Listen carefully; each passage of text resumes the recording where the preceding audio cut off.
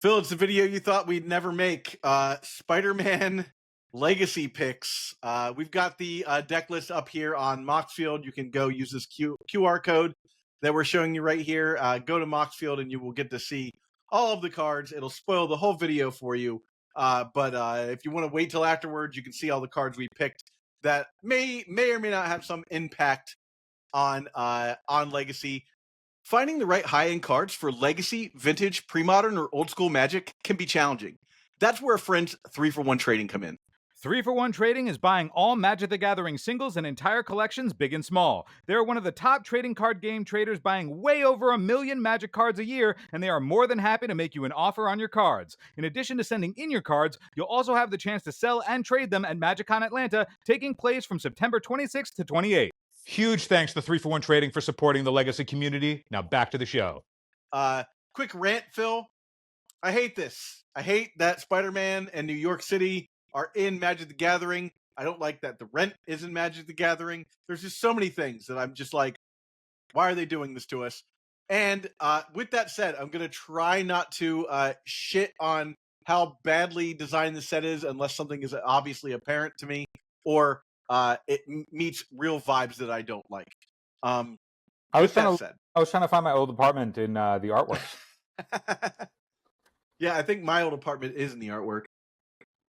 I certainly in, friendly neighborhood. The POV of some of the artwork is from where my old job is. Oh yeah, like if you walk out of the office of where my old job was, you would like look up and you would see the exact shot that they did to paint the bridge. Yeah. All right. So we're just going to run down the list. We're going to start with creatures and move on from there.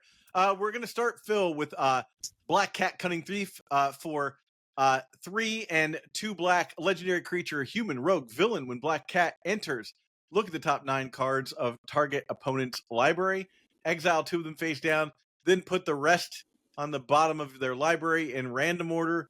You may play the exiled cards for as long as they remain exiled. Mana of any type may be spent to cast this spell. It is a 2/3. So a bigger dig through time off of your opponent's library. We've seen this type of effect before, where going off of your opponent's library means that you don't exactly know what this card does, and so it is unlikely to like break through. But it is in the ritual colors, and it is also on an ETB. So like, it's in a place where there's fast mana, and then you could also flicker it and then, dig through time essentially to find everything that your opponent's doing. And presumably everything that you sit down across, your opponent's going to be doing relatively powerful things. And or they're playing themselves spells and you're like, why did I do this to myself? Well, you were going to be dead regardless if you have stuff that costs mana in your deck. So with the fact that this also lets you fix your mana so that you don't have to worry about like if the mana lines up properly, it's literally just look at the top 9 and pick the best 2. And then play them appropriately, and presuming that all of the cards in your opponent's deck are bangers the way that like you have to presume if you're sitting down at a competitive event. This has the markings of something that is within the frame of playable, because 5 black mana and the ritual colors is not too much to ask for, especially since on ETB it's just finding it's demonic tutoring your opponent's deck twice. And then also you gain the information of if they're playing relatively something stock or whatever, you're putting 7 cards on the bottom of their library, and knowing what those 7 cards are when you're thinking about what to play around isn't nothing. Like, that's a lot of information. Sure. All right. Next up is Carnage, Crimson Chaos. This is a 2, a black, and a red for a 4/3 legendary symbiote villain. It's got trample. When Carnage enters, return target creature with mana value 3 or less from your graveyard to the battlefield. It gains this creature attacks each combat if able, and when this creature deals combat damage to a player, sacrifice it. It has Mayhem for a black and a red. Phil, I just want to start by saying how much I hate Mayhem as a mechanic, because I truly feel like I just feel like they're targeting me here. I love Madness because I play Anya Falconwrath, and Anya Falconwrath untaps when you do Madness things. This is ostensibly Madness, but like with a restriction on it. And Anya Falconwrath will not untap if you include Mayhem cards in your deck, which is just like, come on, like, why can't I have some toys? Bro, Mayhem isn't Madness with a restriction on it. Mayhem is better Madness. Madness had a timing requirement to it, where you could cast the madness spell as it was, like while you were like you discard it and you had to cast it for its madness cost. Mayhem just lets you cast it whenever you want that turn. So granted, like madness doesn't have the same timing restrictions where Mayhem does, but some cards have flash. But like Mayhem is just another line in the like, what if we looked back at old mechanics, made it just arbitrarily better? What can we do with that?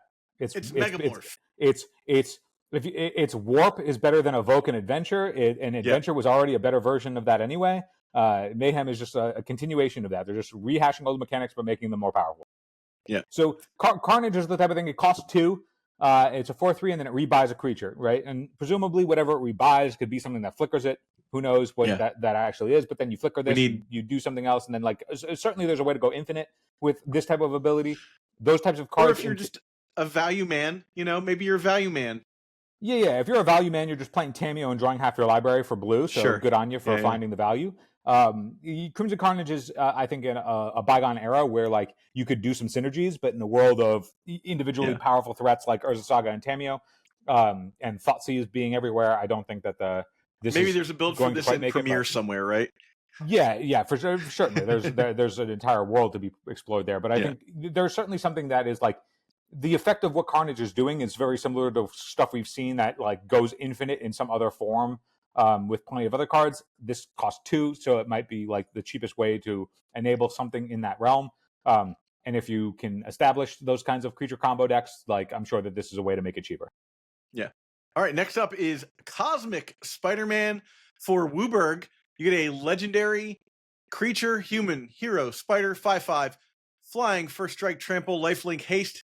At the beginning of combat on your turn, other spiders you control gain flying, first strike, trample, lifelink, and haste until end of turn. I only want to talk this card because I sent you and Nate a text saying from my Overpower collection, I was like, I want this version of Spider-Man. They won't do it.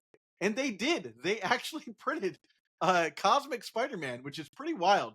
That's, like I said, my joy in this set is so split between the fact that I love Spider-Man and I don't want it in Magic the Gathering, but here we are. I do think this is a very cool nod.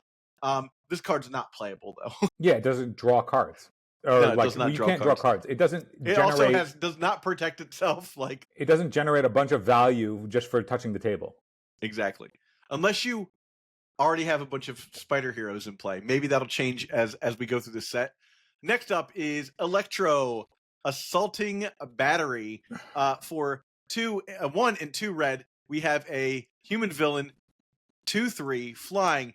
You don't lose unspent red mana as steps and phases end. Whenever you cast an instant or sorcery, gain 1 red mana. When Electro leaves the battlefield, you may pay X. If you do, he deals X damage to target player. Phil, talk to me. You mentioned that this card should be playable. What I wanted to know is steps and phases. Does that include turns? I believe, yeah. I believe, right? So I believe turns, yeah. This just banks red, like as long as it's on the table, like you just never lose. You pass the turn, you still have red mana floating, right? So like banking mana is no joke, right? Like until it dies.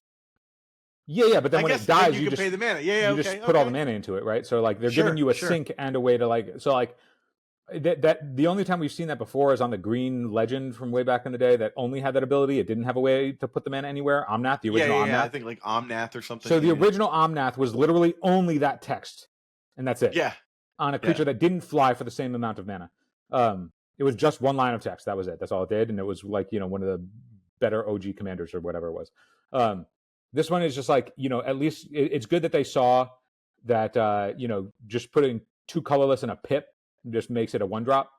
So thankfully they didn't do that. They did at least do us that favor that we don't have to worry about this if we're playing against a painter deck. But like, against the Ruby Storm decks, that just like, make a ton of mana. Like this thing is just generating a bunch of mana off of that stuff and then giving it an alternate win condition potentially if like, all this is asking then is like, okay, how do I storm out to just make a ton of mana, which this is doing. So it's just like, again, just asking for storm count, but it's also generating stuff along the way. And also if you don't have a way to go the whole time, but like you can legend rule these things if you want to like, dome the opponent and then still be able to keep going off or like, it's only to target player, not to any target. So it's not creature removal, it's player removal. But like there is a deck that exists in Legacy that this effect has been around in, and this is probably the most powerful version of it.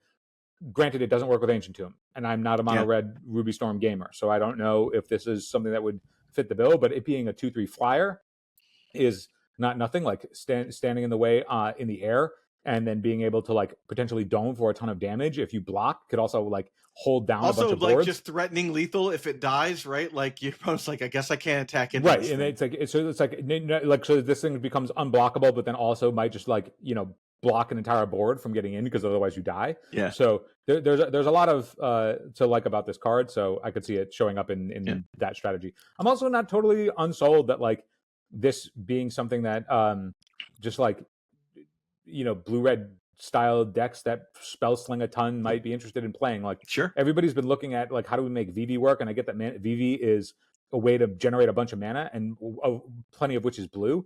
But like VV, you cast a spell, you put a counter on it, and then you pay 0 and you generate mana for that.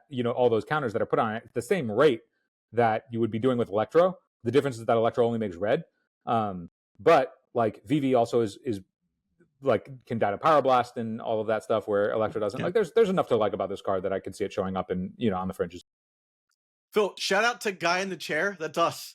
Zach, we're guys and we're in chairs right now, Zach. Oh man, the immersion is lost. Yeah, the immersion is lost. But hey, the Guy in the Chair, first off, big shout out to Guy in the Chair, of course. Also, why is he the guy he's the guy in the chair, not guy in a chair. So that chair is legendary. And when are we going to get the chair card? I just like to see some representation of guys like us that are in chairs in front of computers in my collectible card game. All jokes aside, Phil, real quick shout out to everybody, every other guy in the chair or gal in the chair that is out there supporting us on Patreon at patreon.com/eternaldurdles. A lot of the inner workings of this podcast really come down to the support that we get from our Patreon supporters, being able to put this content out daily, and being able to make fun content like this. And, I just wanted to give a quick shout out. If you want to become a Patreon supporter, or if you're just sick of ads and you want to get rid of all the ads on YouTube and all of the sponsored ads we have and all that stuff, you can go to our Patreon page and join at the Durdle Maniac level, and you won't have to deal with any ads anymore. We even have an RSS feed that's just for our Patreon supporters, so it'll go to your podcast platform or whatever. It'll be you just get that bonus as a Patreon supporter if you are a guy or a gal in a chair. Support your guy, gals, in chairs. Yeah.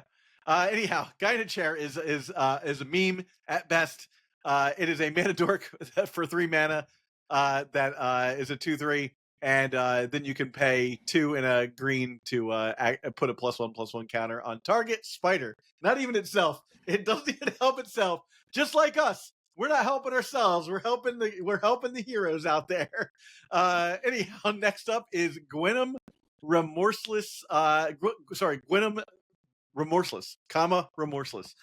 For 3 and 2 black, you get a 4/4 Death Touch lifelink symbiote spider hero. Whenever Gwenom attacks until the end of turn, you may look at the top card of your library at any time, and you may play cards off the top of your library. If you cast a spell this way, pay life equal to its mana value rather than pay its cost. It is a turn gate kept Bolas' Citadel. It's Magus the Bolas' Citadel. I bring it up because Bolas' Citadel is a powerful card, right? Yeah, sure. It is certainly like the better, like for vintage, like you tinker for it. So like it's not touching anything there. This is a powerful enough effect though, where I bring it up because once they turn any powerful effect that has seen competitive play in Eternal formats into a creature, it means Cavern of Souls becomes the fucking bane of every. Like fuck Cavern of Souls. God damn it! Cavern of Souls is the worst. I hate it so much. I hate it so much, Zach. And I put this card on there just so I could rail against Cavern of Souls and the abomination that Cavern of Souls is. Cavern of Souls fucking sucks. Amazing. Okay. All right. Next up is Hobgoblin, Mantled Marauder. For 1 in a red, it is a 1/2 flying haste. Whenever you discard a card, Hobgoblin gets +2/+0 till end of turn. Tell me about it, Phil. So it's not mana gated. And so in Vintage, at least, with Psychic Frog, if you play this and then Psychic Frog on the draw, it's 20 damage. Huh? How? play this. On the Okay. next turn, play Psychic Frog. Okay. Discard a bunch of shit to Psychic Frog that pumps this thing, kill your opponent. And you don't even have to attack with the Psychic Frog. No. Okay. Well, hot damn. And that works with it's still 2 mana and it works with Luris. In Legacy, this is also very good. You go, because it has Flying Haste, you play this, you play LED, you crack your LED, you flashback your Echo, you just do that a couple times, you kill your opponent. Well, hot damn. That is a thing that you could do. I feel like there are other ways. Obviously, there are other ways. This is interesting because I wasn't thinking this is a combo card. I was just like, oh, how do you set your deck up to like draw and discard? You can play this in Anya Falconwrath too. Zach, you were thinking of how you can like nickel and dime with this card. It has the word whenever on it, and it's not mana. Yeah, it does have whenever. Yeah. All right. Next up, Hydro-Man, Fluid Felon, for 2 blue mana. We have a 2/2 elemental villain. Whenever you cast a blue spell, Hydro-Man is a creature. He gets +1/+1 till end of turn. If he's a creature, he gets +1/+1 till end of turn. At the beginning of your end step, untap Hydro-Man until end of turn. He becomes a land, and he taps for blue mana. He's not a creature during that time. Does that mean he doesn't have summoning sickness and couldn't be tapped? I suppose it does. So you can play this as like a extra mana dork that like can't be wrapped. It's 2 mana blue rampant growth for blue, which is really powerful. That's interesting. I'm going to be Force of Fluid Fill-In. That's where eventually we're going to go. This card speaks to me as like something that I like in blue. Like, you know, you attack with this if you want to, and then it is impervious to sorcery speed removal. And you know, it's the type of thing that I enjoy. Mm-hmm. Like ramping mana is really powerful. Like it's all the stuff that like, you know, blue mages really enjoy. It is not, I don't think, good enough for Legacy because, you know, you can just play Tamiyo instead. But it is very cool. I like the idea that like this. You'll be trying this card out. Well, this is the type of thing where I'm like, oh, I can play this, and then if you're spell slinging a little bit, maybe it holds down a board, but then like, you know, you can set yourself up to like. I like. Anytime I look at a creature, I think to myself, if it's main deckable for me, then it has to be cheap enough that if it trades with removal, that I don't feel entirely terrible. And then also for control mages out there, it's like, well, if I want to be able to play Terminus or Verdict or whatever other Wrath I've got in my deck, in the case of Terminus, you can actually instant speed Terminus when this thing is a land, and so it doesn't get swept up in it, and that matters as for something that doesn't replace itself. But also being able to ramp, it's like same thing with every mana dork. It's like when you play a mana dork, suddenly Wasteland hurts a lot less. Yeah, for sure. And so this will be a Wasteland target. This is Wastelandable, but unfortunately. But if you go, is that redundancy against Wasteland though? Well, in that regard, if you're like, okay, I pay blue, and then they spend their Wasteland on it, you essentially just played Sinkhole on their Wasteland, right? Like, you played Counterspell on their Wasteland. But also you could then tap that blue mana before, like, in response to the Wasteland, because it untaps before they can get a chance to Wasteland it. Yeah. Like it is it good enough? Probably not. But is it cool enough to like think about? Yes. Yeah. You'll have to tell me if this passes the false cure test for your opponents. Do they just go, I don't know what you're doing, but I don't like it, and just counter it? Yeah. All right, next up is Jackal Genius Geneticist for a blue and a green. He is a human scientist villain, 1/1 trample. Whenever you cast a creature spell with mana value equal to its power, copy that spell, except the copy isn't legendary, and put a +1/+1 counter on Jackal. Again, it's not mana gated. We're talking about this. It's not mana gated, and it has whenever on it, of course. And so I don't know exactly the combination of sequences, but this falls into the Carnage category, where it clearly enables some sort of like broken infinite combo with not very much. Figuring out what the cheapest and most efficient way to do that is, but like, you know, you do a thing, you make a copy of another thing that like you know has some sort of effect when something happens. When you figure out how to do that for infinite, you let me know, because mana value has to be equal to its power, and it keeps getting +1/+1 counters. Now, maybe if there's a way to remove the counters, that could be a thing. Who knows what it is, but like it has all of the architecture on a card that creates a infinite combo of some kind exists on this card. So I don't know what the infinite combo is. I just know that it exists, and it won't be good enough in Legacy. But we had to bring it up because it is in that vein of like, oh yeah, this could be infinite with something. Lady Octopus, Inspired Inventor, an O2 human scientist villain for 1 blue mana. Whenever you draw your first or second card each turn, put an Ingenuity counter on Lady Octopus. You can tap it. You may cast an artifact spell from your hand with mana value equal or less than the number of Ingenuity counters on Lady Octopus without paying its cost. I think this is the best card in the set. You think this is the best card in the set? Okay. This is Aether Vial for artifacts, and okay. The fact that it can ramp faster than Aether Vial can. Now, granted, it gets hit by removal, right? Which is that is not nothing. But the fact that like this doesn't discount your draw, right? And then anytime you draw a card thereafter on your second draw, and you can pump it on both turns. That's you can get to the point where you're like, oh, on like your turn 2, or I don't know, but like this with like you play this, untap, draw a card. Now you can that is one thing. If you play any sort of other thing that draws a card, it now can play a 2-drop on the following turn. Not to mention, like Phil, I think another important piece of the puzzle here, right, is that like Brainstorm, like on let's say your opponent's turn, right? Brainstorm puts 2 counters on this thing. Right. Yeah. I think that like there's enough going on with this card. Like if you're just putting in 1 rings for free or coveted jewels for free, or who knows what other kind of artifacts that you could just like put in casually, like because this thing is like, if Emery has been so good, like I don't see why Lady Octopus wouldn't also. Like they do different things in that like Emery can be a mana dork with a Lotus Petal, but like this thing just can generate so much mana so fast because they were like, yeah, first or second card. So, and it's not like you can only pump it on your turn if that happens. Like this thing is going to generate a lot of mana very fast. Like this card I think is very, very clearly to me the like most obviously very good thing in this set. Like this is the legacy playable card. Lizard, Connor's Curse is a 5/5 for 2 and 2 green. Lizard villain, trample. When Lizard Connor's Curse enters, up to 1 other target creature loses all abilities, becomes a green lizard with base power 4/4. Talk to me, Phil.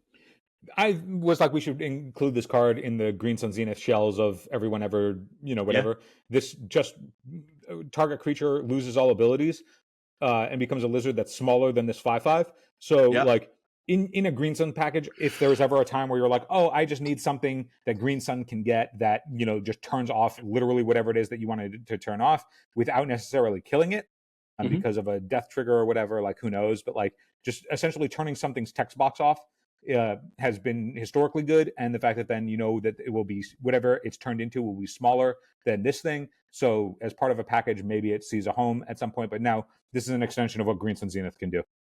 Not to mention, if you're a Mana Dork deck, right, you play this and then swing with your 4/4, Noble Hierarch or whatever. That's the flexibility. Yeah.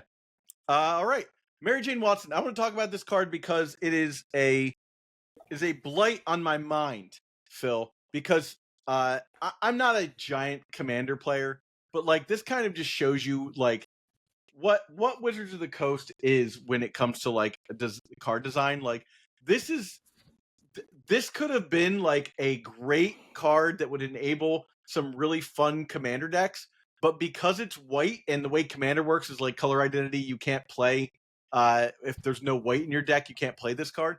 Like every spider is black and green aside from the spiders in Spider-Man, and like every spider commander is just black and green. It can't be played, or it's just green, right?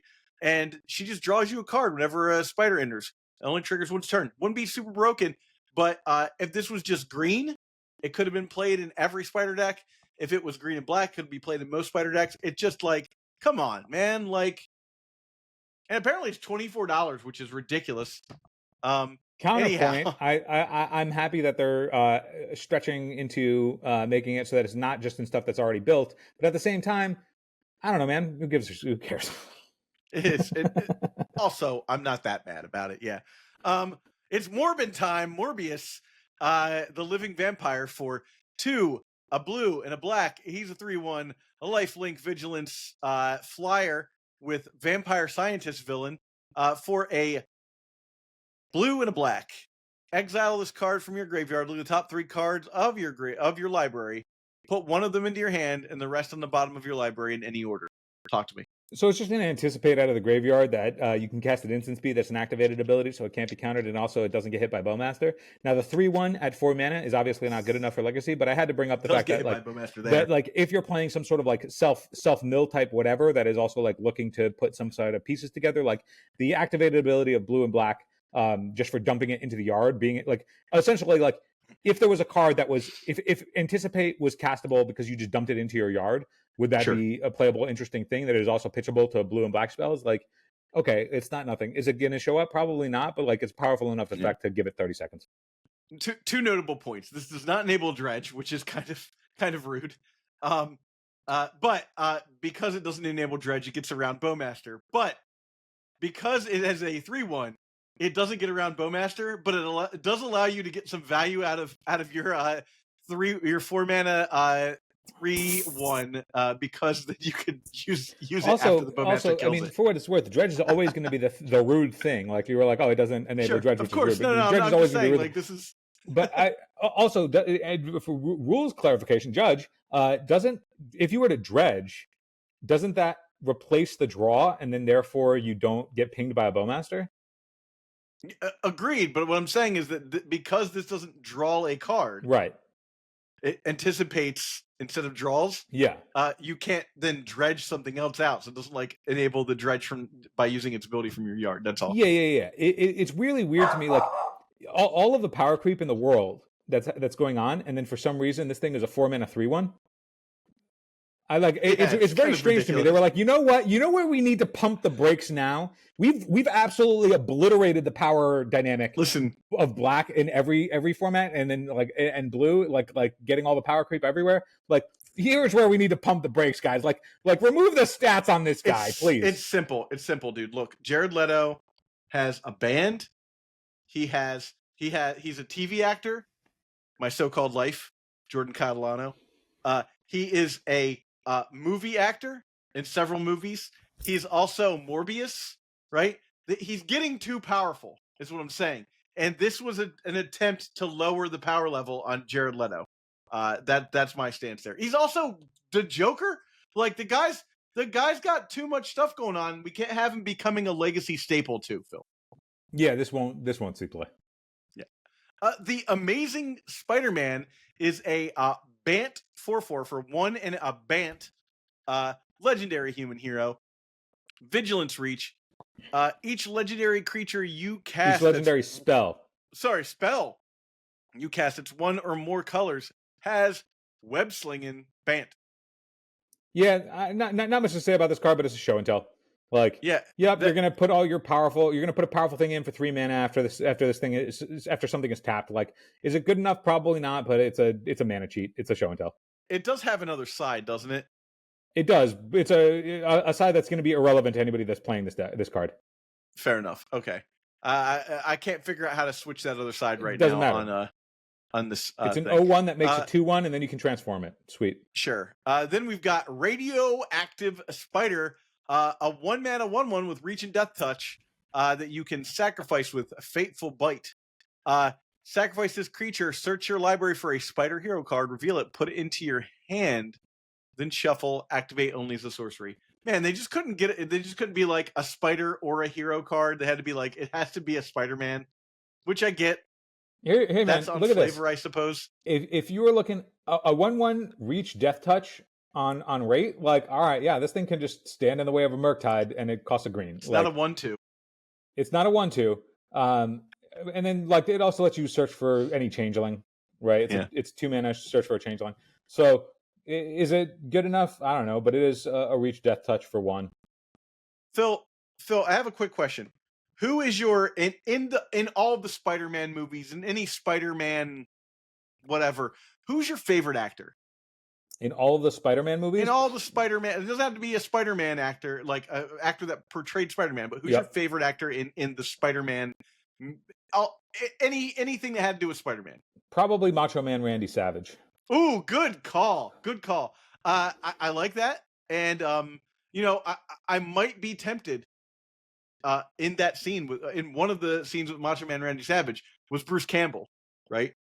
Big fan there too. But I'm gonna have to say my favorite actor that is in Spider-Man movies, not my favorite actor in Spider-Man because he's not that good in Spider-Man, was Thomas Hayden Church, aka Sandman. So we have Sandman, Shifting Scoundrel. He is a star creature, sand elemental villain for 1 and 2 green. His power and toughness is equal to the number of lands you control, and cannot be blocked by creatures with power 2 or less. And has 3 and 2 green to return this card and target land from your graveyard to the battlefield tapped. This is just power crept Daken Blackblade.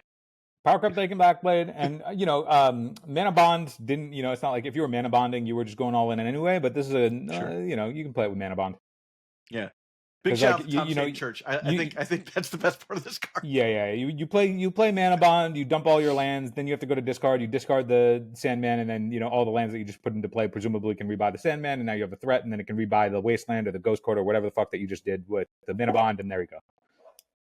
Scarlet Spider Kane is a 2/1 for a black and a red. It has menace. When this enters, you may discard a card. If you do, it gets +1/+1 counter. And it has a Mayhem. So if you're able to discard this and play it, then you can discard another card and get a 3/2 for just one mana. Yeah, so the Mayhem cost is a hybrid Rakdos, so black or red. Yeah. It's just another one of those, like, all these Mayhem cards that have cheap ways to Mayhem them are, just like, if you're playing any sort of discard effect for upside that you'd care about, like, then you'd, play these on the cheap. In the olden days, this is like stuff that's like in the Basking Root Raw space that would like recur Vengevines or your Hogax or whatever. So like it's not nothing like those decks don't exist right now because they're just pushed out of the format. But like nod to the cheap effects of like, oh, I've discarded and now I have also this value and it's cheap. Right. Next up is there we go. Next up is Spectacular Spider-Man. He's a flash 3/2 for 1 and a white. He gains flying for 1 mana until end turn. And sacrifice Spectacular Spider-Man. You can give all of your creatures hex proof and indestructible until end turn. So if you're playing this is just like, I don't know, on rate, like a 3/2 for 1 and a white with flash that can also fly. Like, I don't know, it's just like, it just seems like obviously very good on rate, which is not necessarily what matters in Legacy. If you're playing 1 and a white in this format, you're just playing Felia and doing dumb shit that like does everything for you, and it's boring. But like I wanted to bring up the like just the obviously like very clearly strong rate on this card. That is also tutorable with Recruiter of the Guard. Yeah. Next up, Spider Bite Web Warden for 2 and a blue. It's a 2/2. When it enters, return up to 1 target non-land permanent to its owner's hand. It's another one of those legends that has an ever-growing universal effect that, in the Crocus loops and all that. And, if you ever needed to like actually remove something, again, if you're in the decks that are playing the dumbest shit Cavern of Souls, you can just play Cavern of Souls and know that whatever you need to remove is going to get removed. So simple nod. No, it's not going to, be a paradigm shifting anything or anything or whatever, but it's a mana war that works with all that stuff. And it hits every non-land permanent as opposed to a specific subset of permanents or whatever. So next up, this is the biggest flavor card in the set for me. It's Spider-Man 2099. For 1 and a red, you get a for blue 2/3. Sorry, for 1 blue and a red. You get a 2/3 with double strike and vigilance. However, you cannot cast it during your first, second, or third turns of the game. That's all the flavor on this card. And then at the beginning of your end step, if you played a land or cast a spell this turn from anywhere other than your hand, it deals damage equal to its power to any target. I don't think this will ever see play just because it's, not as good as like, Dragon's Rage Chandler. But good luck for your Legacy games to last to cast this card. To turn 4. You could vial this in. Maybe we're playing a new vial deck, huh? Dude, yeah. If you're like on turn 4, I want to play my 2 mana 2/3. That's now we're talking. Yeah, I do like the effect. I just like obviously you can't really get much out of it. Double strike is not nothing, but yeah, I don't think this is seeing play. Could see play in Premiere though. Spider Punk is a 1 in a red, an actual 1 in a red for a 2/1 with Riot. That enters with either haste or a +1 counter if you forget what Riot does. Other spiders you control have Riot. Spells and abilities can't be countered. Just straight up, spells and abilities can't be countered. It's a legitimate symmetrical effect. Damage can't be prevented. Damage can't be forbidden. And also, like, the difference between haste and just like being a 3-mana 3/2, or I'm sorry, a 2-mana 3/2 is like also very strong on rate. Just like that is pretty souped up. To also have the make it so that you can't interact clause. It's fine. Like this is not a new type of effect. It's just another thing that makes it so that your opponent sitting across the table is irrelevant. Spider-Woman Stunning Savior is a 2/2 with flying artifacts and creatures your opponents control enter tapped for 1 and an Azorius hybrid mana. Phil, is this playable? Well, I brought it up more specifically for Vintage. Yeah. It just being something that can slow down bursts from your opponent because all of their Moxen and fast mana would come into play tapped. Not to mention the creatures. And then in a world with Initiative as a deck being a 2/2 flyer that can like slow that deck down or make it so that blockers can't get in the way to take that stuff. There's enough context within the format that this is maybe an interesting playable enough thing that also works under your Luris and is blue for all the stuff that you need to pitch. So I could see it in like showing up maybe in that format. Is it crazy by any circumstances? No, but the static effect that it has seems interesting enough to at least give it a nod.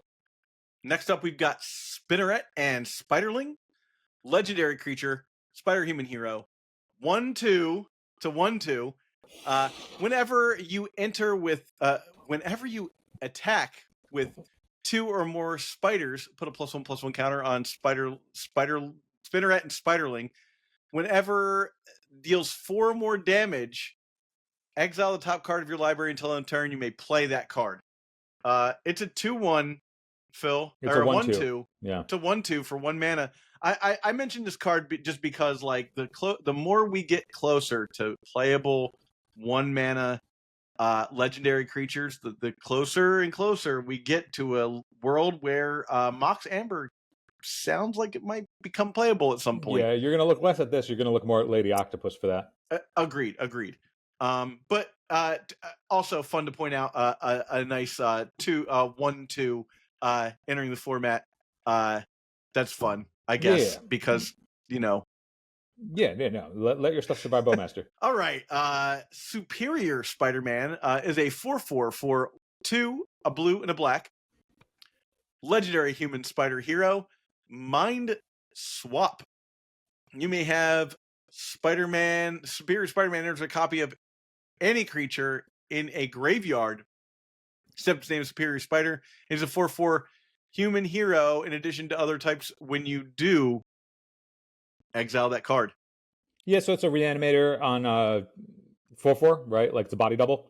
So you exile a creature from a graveyard and it becomes a copy of that creature instead. So you would get all of the ETBs because it says you may have it enter as a copy of it. So it is, once again, I'm going to say it again, man, Cavern of Souls, bro. Like they just made it so it's a cheaper body double, but again, it's like, I don't know, like, is it going to do anything different or interesting? No, because all of the broken shit is going to be on the cheaper side of things that it would do. But it's a powerful effect that you can now Cavern of Souls through. Swarm Being of Bees is a flash 2/2 with flying and Mayhem 1 for 2 and a black. So the Mayhem cost is black mana. But this one has flash, so it's not going to be held to the same timing restrictions that the other Mayhem cards are. Yeah. So if you discard this on your opponent's turn, you can still Mayhem it in. And this is same not as the other one. It's just another cheap card that has Mayhem. It's like a Mayhem cost of 1. So if you're playing all the discard stuff, this is just like another value thing, like Vengevine getting some love. Symbiote Spider-Man is a 2/4 for 2 in a hybrid Dimir. Symbiote Spider Hero. Whenever this creature deals combat damage to a player, look at that many cards from the top of the library, put one of them into your hand and the rest into your graveyard. And it can also find a new host, which is 2 and a Dimir hybrid, and exile this card from your graveyard. Put a +1/+1 counter on target creature in you control. It gains this card's other abilities activate only as a sorcery. So if this ends up in your graveyard, you pay 3 mana and you put all of its abilities of being able to like recoup and look at, tutor the top of your library for however much onto another threat. It's 2 and a Dimir hybrid, which means that it's either 2 and a blue or 2 and a black, which means that it's might as well be colorless. And all of the effects are very good. It gets around Bowmaster. It's not getting hit by Bolt. If they kill it, it just you just have, it doesn't matter. You've drawn the card and you can put it on literally any other threat that you want. That's an activated ability that can't be countered unless you stifle it. So like again, it's just going to pump that when the coast is clear to get the value in. It cares about power. So your Dragon Rage channelers, your Murktide Regents, or whatever. If you were to put it on there, like you're just going to be digging really deep. Again, like I can see how this might look confusing because it looks like it's a blue-black card. It is not. It can be in your blue-red deck and only cast blue, or it can be in your something not blue deck and cast only off black. I think this is a reasonable banger because it's got reasonable stats. Your opponent's not going to want to let it go through to be able to anticipate for whatever you're looking for. Any sort of pump effect on there makes it a lot better, but like really it's like, oh, I can just dump this into my graveyard for value and put it on a creature that matters. Also, the coolest looking Spider-Man. It's cool, Spider-Man. It's blue. Pitches the force. Yep. Spider-Man pitches the force. Ultimate Green Goblin for 1 and Rakdos. Goblin villain, 5/4 with Mayhem of 2 and a Rakdos. At the beginning of your upkeep, discard a card, then create a treasure token. I have nothing to say. I think this card is like, I don't know. Hey, what if we took a Raging Regisaur that supposedly has the downside of discarding a card, and then even if you like I'll Dark Ritual play this, I'm going to wait until the upkeep, so they have to discard a card. That way I can like hit it with removal. Doesn't matter. They'll get the treasure token, so it's not like it's like, hey, what if we just took the downside of of any card that is otherwise souped up on stats and make it so that it's not a downside actually, because we don't want whoever's playing it to take any risk or feel bad. It's like whatever, Watsy, like it's boring. All right, we've reached the end of the creatures. You know what else I've reached the end of, Phil? Not asking people to go to our Patreon and support us at patreon.com/eternaldurdles. Really pushing hard for that this time around because we want to move off of relying on YouTube, since YouTube has sort of messed around with the algorithm and is showing less of our videos to people. And that also means that you will get to see all of our videos without ads. So I think it's super important to support people whose content you watch. Maybe you're on the toilet right now watching our content, listening to it. Maybe you're at work. Maybe you're commuting. If we're entertaining you every day, why not toss us a 5 and join the Dirtle Maniacs tier, and then you'll be able to listen to us ad-free. And with that said, Phil, let's go to sorceries. One sorcery. Sandman's Quicksand is a sorcery with Mayhem of 3 and a black, or you can cast it for 1 and 2 black, and it says all creatures get -2/-2 this turn. If this spell was cast with Mayhem, all of your opponent's creatures get -2/-2 instead. Yeah, so in discard outlets, it's not reinventing the wheel or anything, but it's 4 mana. The opponent's side of the table gets -2/-2 after you've discarded it for value. That's a lot of mana, but I figured it'd be worth bringing up the like pseudo Plague Wind that this card is available. Like if this shows up in a sideboard, like we've seen this sort of effect show up in sideboard before. It's probably too expensive, but it is a playable card out of the set, so it's on our review. Yeah. All right. Hide on the ceiling. For X and a blue, you get an instant. We're on instants now. Exile target artifact. X target artifacts and or creatures return exiled cards to the battlefield on their under their owner's control at the beginning of your next end step. This is to get all the stuff that your opponent's stolen back from you, right? Yeah, obviously, and that's it. That's all we had to say about it. It's just a big blink effect, right? It's a big blink effect, but it also can be used defensively. Like if you're playing against opponents Urza Saga or whatever, it can deal with both constructs. Oh yeah. Okay. If there's also like the position like, oh, they have the Shuko on the table in response to the thing that would kill you. you're like, okay, I'll blink it out the artifact until end of turn, or I'll blink out one of the creatures until end of turn. Like that's not nothing if you're also taking advantage of the blink in some way.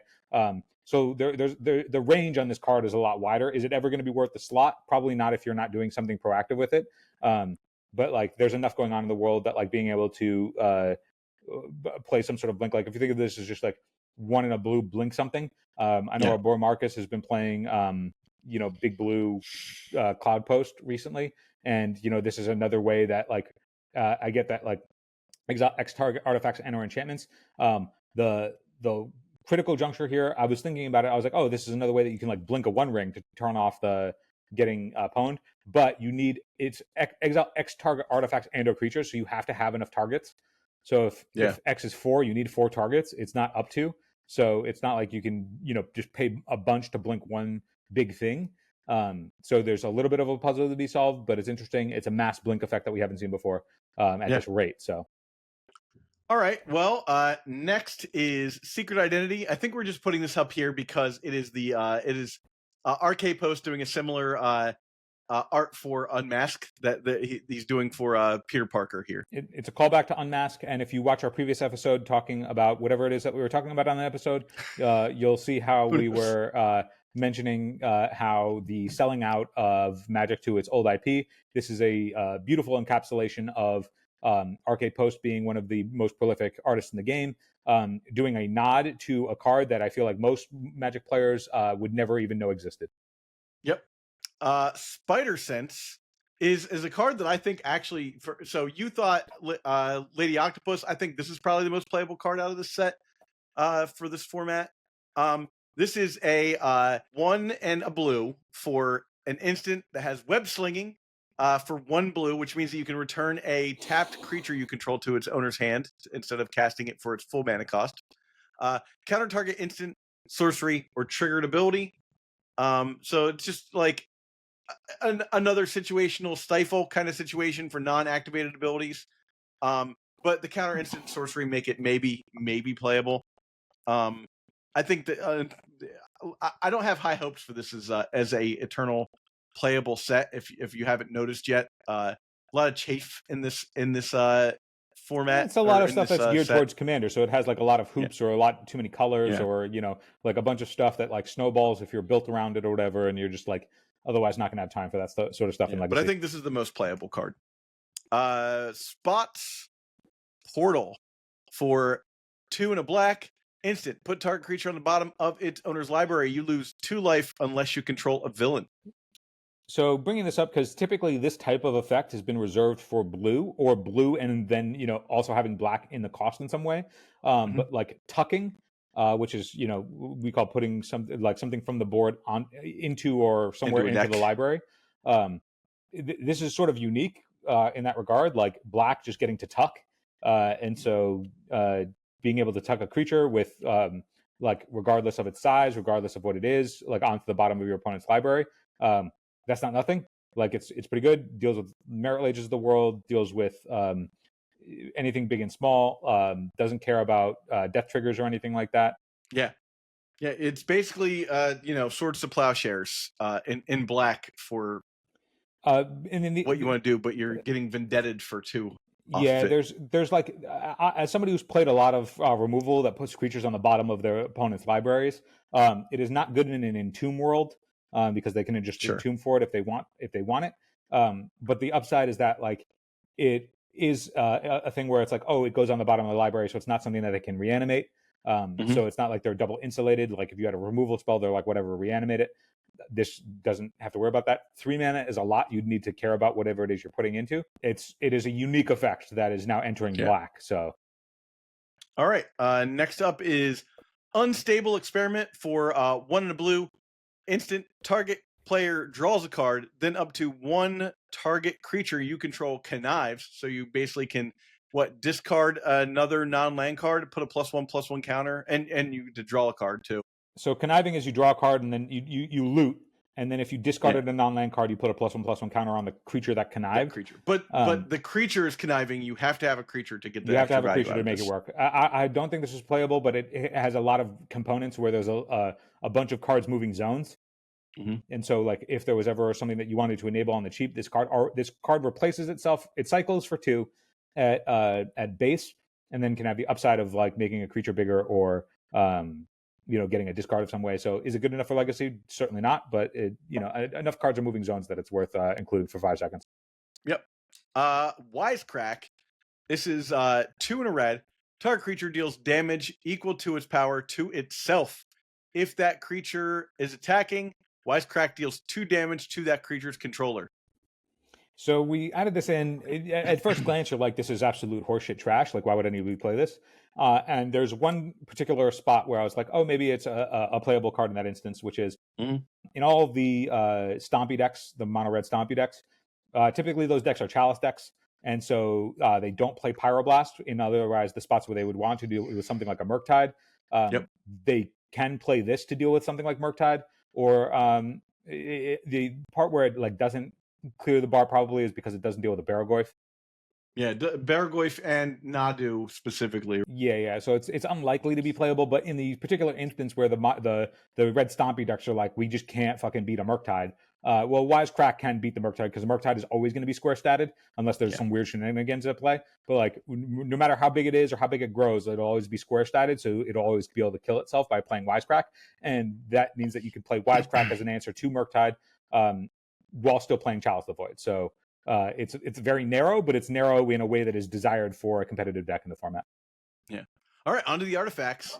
We have a few 1-mana artifacts. I just want to take a moment. I love Bagel and Schmear as a thing that exists in the real world. I hate that it exists in Magic the Gathering now. I don't want Jace to be able to have a delicious bagel. I don't like that. But to that end, I wanted to include all these 1-mana artifacts because we do live in a world where Urza Saga exists, and it's worth mentioning that this is a possibility of a thing that you can do. Bagel and Schmear is a 1-mana artifact that is a food. It has share for 1 white. Sacrifice this artifact, put a +1/+1 counter on up to 1 target creature, draw a card, activate it as a sorcery, and then it also has Nosh, which is the food text, but it also draws a card. So you can sacrifice this artifact, gain 3 life, and draw a card. So you get to draw a card either way with this one. So maybe Phil will play it in what's it called? Zach, you know gain what? life and draw a card. That's all you wanted to do, right? You want to know what this just reminded me? I didn't think of it until now. But do you remember? I forget the name of the dude, but he's like some big YouTuber. I don't know. He does like funny videos, I guess. But he did a Magic the Gathering video that went viral where he was like, I play this farm, which is a land card, which produces a cow, and that cow makes milk tokens, and I can trade those milk tokens for money, and then that money can buy me more farms, and then I can tap my farms to produce more milk. And just like talking about how the game mechanics of the real world is just like the most boring shit in the world. Yeah. You know what I'm talking about? Is this ringing a bell at all? Nope, but I agree with you. I'm sure that everybody, he's a YouTuber, and like I'm sure we can find the video. I'm sure you've seen the video. It's literally like he's talking dramatically about like this game that's doing like cool interactive things, and it's literally just him being like, farm, cow, this is how cows make milk, sell the milk for the money of owning a farm works. Yeah, exactly. And that's like the game mechanics, and it's like very boring and dumb, and it's like, why would anybody do this? And all the cards in real world, like Bagel and Schmear, remind me of that. Yeah. All right, next up is Doc Ox Tentacles. It's another 1-mana artifact that is equipment. Whenever a creature you control with mana value 5 or greater enters, you may attach this equipment to it. Equipped creature gets +4/+4. Its equip cost is normally 5. I mention this because if we ever get back to a point where you want to play Thought Monitor, this is I could say this is like something that you can get off of your Urza Saga, that like you can pair it with your Kappa Cannoneer and you can pair it with your Thought Monitor. Hell yeah. I totally agree. This is like a totally reasonable thing to do. You also have the new flyer, that's like, I think it's 4 and a blue that has affinity. It's a 3/4 flyer. Yep. You know, so like you play this, and now you got you're putting people on 2-turn clocks for something that's otherwise relatively cheap that you could use otherwise. Is it good enough? Probably not. But could it be for a good bludgeon aggro deck? Totally. The pieces are there. Yep. Peter Parker's camera is an artifact that enters with 3 film counters on it. Tap 2 and remove a film counter from this artifact. Copy target activated ability or triggered ability you control. You may choose new targets for the copy. This is a weird one because if you could somehow have this in before and you had the mana to activate it before you made your construct tokens, be pretty sick. And it stays on the board even after you've used all the film counters, so it's still pumping your what's called Urza Saga tokens. You know, I think the bottleneck on this card is ability you control. I was like, Yeah. how sick would it be to be able to like have like you can't attraction now if I have 2 mana up. Granted, you would still die because you're porting yourself if you're not using the mana otherwise. Sure. But it'd be pretty sweet to be like, yep, I'm gonna copy your triggered ability, so don't even try it. Like that'd be pretty sweet. Like if there was a card that allowed you to do that. There's probably something and it would like brick a Archon, because like they have the Archon in, you're like, I'll just copy the Archon. Copy the trigger, dies, stacks and you don't even have a creature in play. Yeah, totally. Like there's so much more interesting things where like that to me it's like copying the stuff that you don't control is more flavorful because you're taking the picture of the thing that's not, like you're exactly like I was like, this is a flavor fail because who's taking pictures? Like, okay, look, we live in an Instagram world, people are taking pictures of themselves. But not with this camera. Not with this camera. Yeah. So like I don't know. Like when I first saw this card, like my mind started going like, oh, think of all the things you could do if it didn't say creature you control or triggered ability you control. They're like stuff that we're not even thinking about. Just like I don't know, just be like, copy your planeswalker, copy your planeswalker's ability. Like, copy your Karn, tutor my no rod. Like, we need more pictures of Spider-Man. Spider Suit is another 1-mana artifact that says equipped creature gets +2/+2 and is a spider hero in addition to other types. It has activated an equipped ability for 3. Not good enough, I'm gonna say. But it is a 1-mana artifact, and it is only worth mentioning because of that. Let's go to Steel Wrecking Ball. When this artifact enters, it deals 5 damage to target creature. Discard this card, destroy target artifact. For Why 1 are we in a talking red. about this? So it's for 1 in a red. Discard. So it goes into the this has been coming up for people in Karn's wish boards. This is a way to you can shatter a null rod with this. So Karn can shatter a null rod. For anybody that's asking, I was confused for a little bit. I thought that null rod turning off activated abilities of artifacts means that this activated ability of discarding the card, so it's channel, that like it wouldn't be able to turn that off. But the rules of null rod specifically state that it's only artifacts that are on the board, not ones that are in the graveyard. So it does something. So this Steel Wrecking Ball can be tutored for via Karn and can deal with creature and or shoot an opposing artifact. Particularly null rod is the most appealing typically for that, but it is something that is additionally in the Karn wheelhouse. That's it. In the same way that like you have to look at all of these 1-mana cards for Urza Saga, you typically have to look at any utility artifact because Karn makes it so that you have at least 4 copies in your deck and you never have to draw it. Yep. All right. Enchantments. Friendly Neighborhood for 3 and a white. It's an aura. It's enchant land. When this enters, create 3 1/1 green and white human citizen tokens. Enchanted land has tap 1. Target creature gets +1/+1 for end of turn for each creature you control. Activate only as a sorcery. What's up, Phil? I don't know. Enchanting a land on and getting some tokens, and you can chilling my old apartment. Chilling at your old apartment, like so. Like if you think of this just like a card by itself, it's making for granted it's 4 mana, like it's too much for sure. Yeah. But 3 1/1s and then 1 tap giant growth like by itself with no other context as to anything other than what this card is supplying. Pretty cool in that like if they are holding up removal, that they're going to point the removal at the one that you pump. But like I don't know the rate on this card, it's too much mana for legacy. But I've been thinking a lot of Premier and like the rate of 3 and a white. It's just secure the wastes, but then also has the text of being able to pump a body after the fact. And it looked like an exciting, interesting card that like was a neat little puzzle, but it's certainly too much mana for legacy. One quick piece of lore, New York lore here. That's a brownstone. People who have never heard don't understand what a brownstone is. When people are talking about a brownstone, that's a brownstone. That building there is a brownstone building.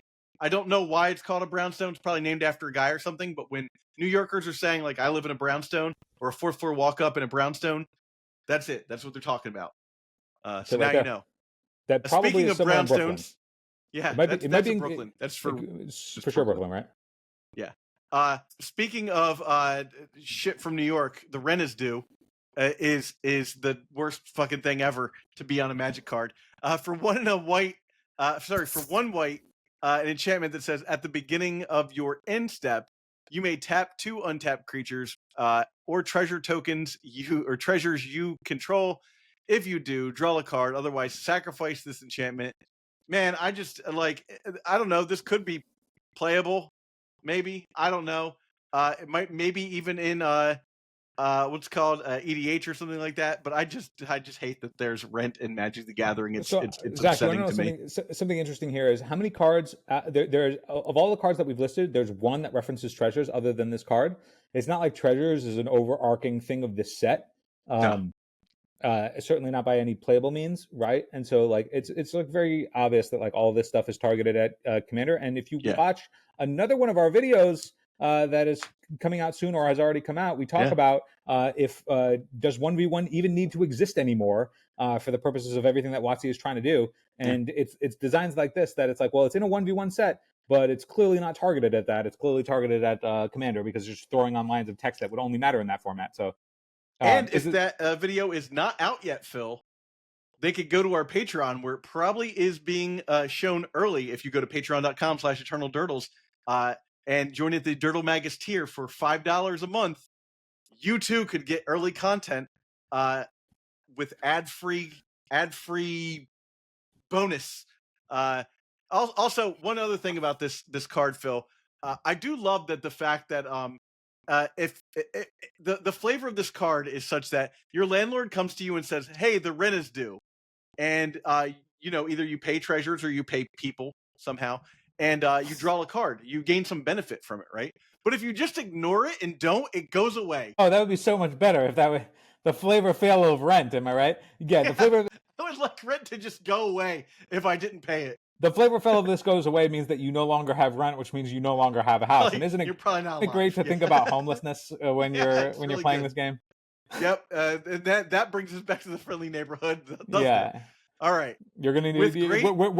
Where's a couch you crash on? Where's that card? Hanging out with my other single friend for a couple of weeks while I figure my life out. Where's that? Where's moving that back in with the parents? Yeah.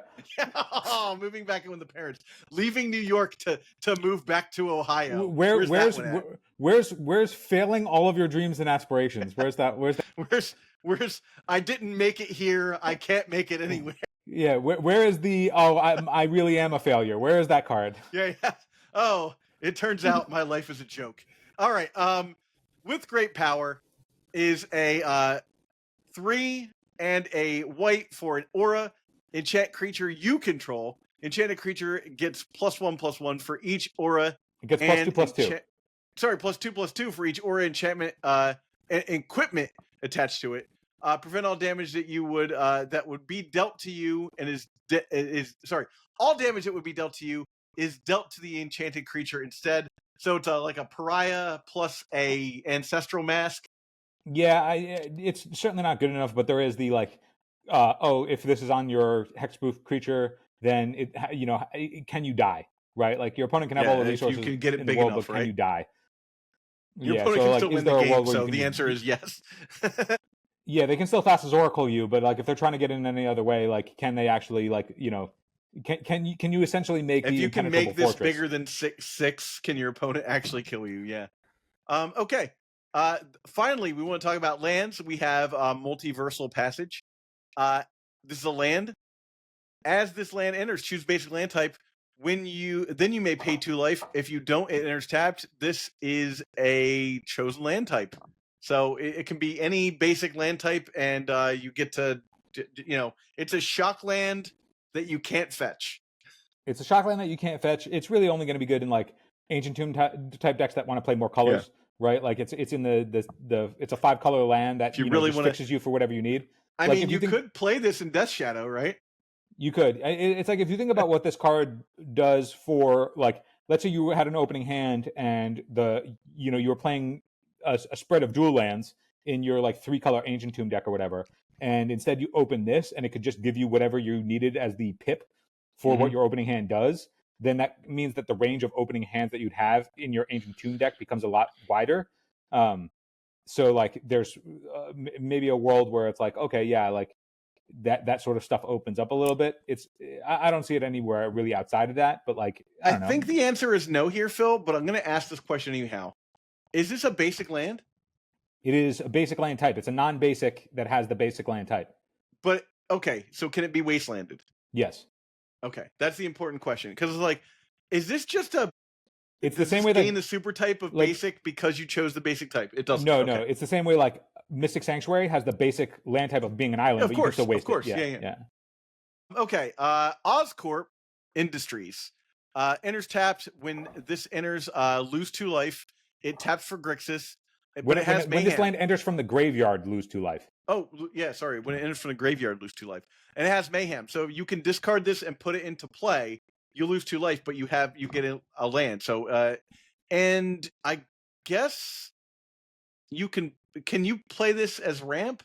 Will that work? Or do you have to? It would still count as your land drop. Your land per turn. Okay. And Mayhem does care about timing. So like you can't discard this on your Sure.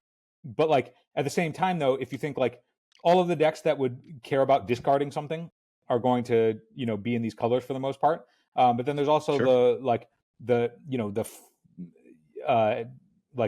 if you were to mill this or whatever with like loam, like you could play like, okay, I'll Mox Diamond, discard this, put it into play, like. Yeah.